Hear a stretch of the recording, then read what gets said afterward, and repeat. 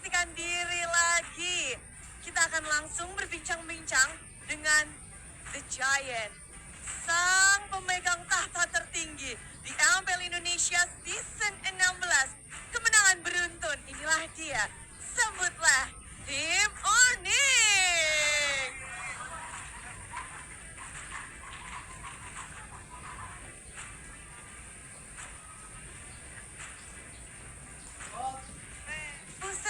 Buset.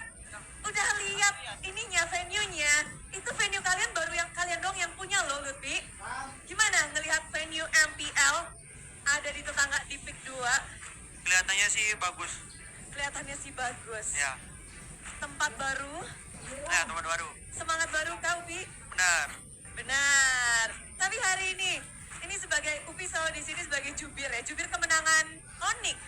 11 kali Upi berdiri di sebelah Bude. Gimana sih kalian selalu bisa nih ya ngedapetin kemenangan terus-menerus, dan tadi 2-0 lagi.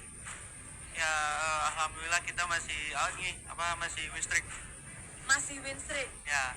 Dan kalau ngebahas tentang match hari ini melawan tim Marargyo, ini adalah bisa dibilang Royal Derby yang panas juga. Dan kalau ngebahas hari ini, apa yang Coach Adi katakan sebelum match berlangsung? Ya main seperti biasa, terus hantam. Hantam aja? Ya. Buset, tapi ini benar-benar menghantam ya. Kayaknya